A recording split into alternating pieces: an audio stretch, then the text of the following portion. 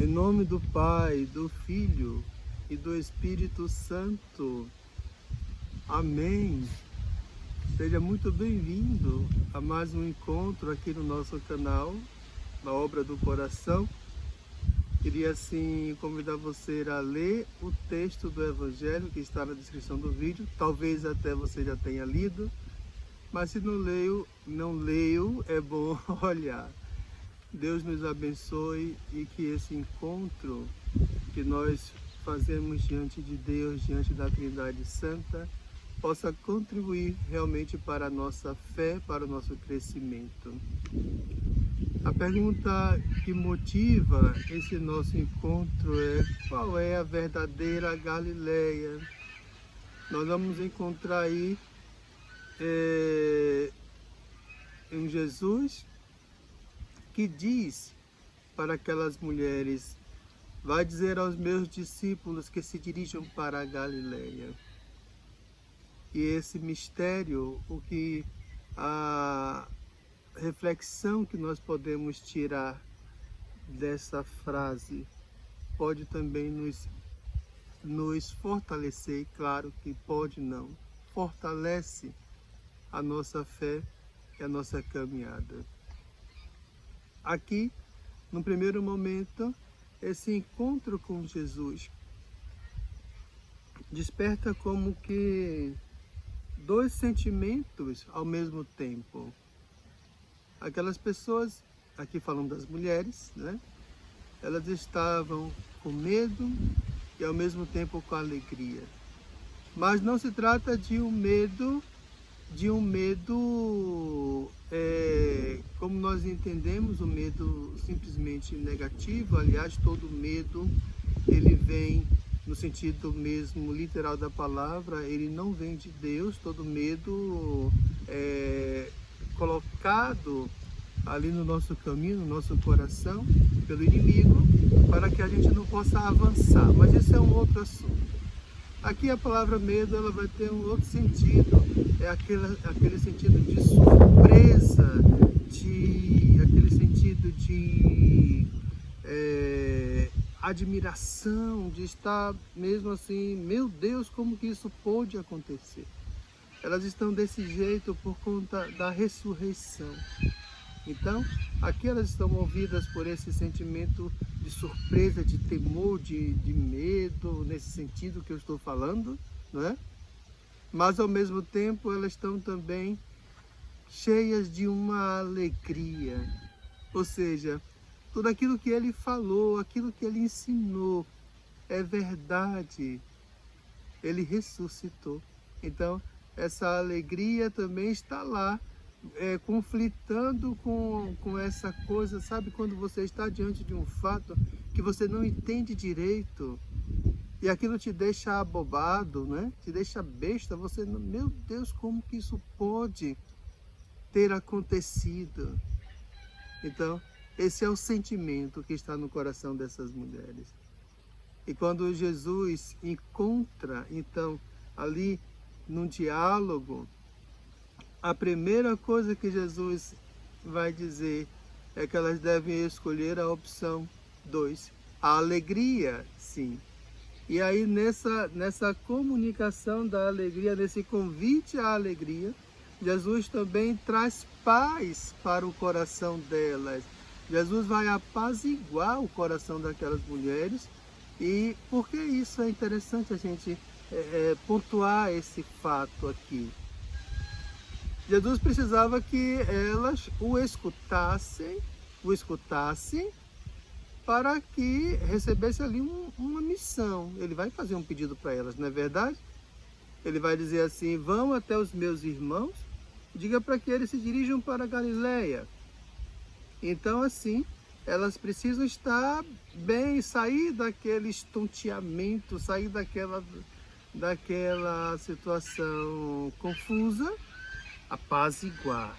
Então Jesus vai apaziguar o coração daquelas mulheres para que elas pudessem realmente cumprir. Veja que interessante. Veja que interessante. Nos momentos de oração, quando nós paramos para falar com Deus, É preciso que a gente faça mesmo esse recolhimento, que a gente se encontre e a gente comece a mergulhar nessa presença de Deus diante de nós. Se nós não fizermos isso, se ficarmos assim agoniados, pensando numa coisa e outra, não conseguimos rezar bem, ou seja, não conseguimos falar bem com Deus. Então ele deseja, nesse primeiro momento, que o coração da gente se acalme, sim, seja apaziguado por ele, não pode ser por outra pessoa, nem por outra coisa, porque só em Jesus nós encontramos paz, só nele encontramos paz. Então assim, ele faz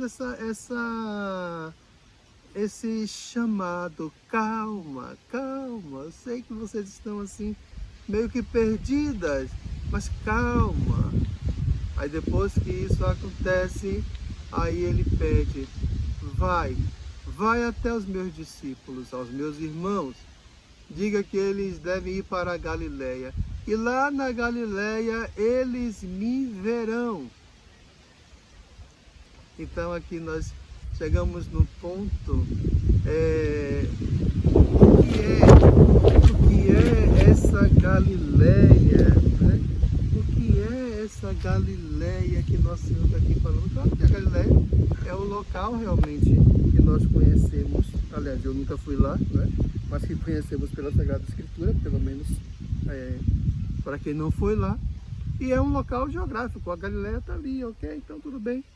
Mas a palavra Galileia, ela traz dois sentidos que iluminam essa nossa conversa. A palavra traz dois sentidos que nos ajudam a compreender melhor o que está por trás desse mandato de Nosso Senhor. Certo? A palavra Galileia, ela pode ser traduzida por migração, pode ser traduzida também por revelação. Não são muito parecidos os significados, né? Migração e revelação. Mas os sentidos, sim.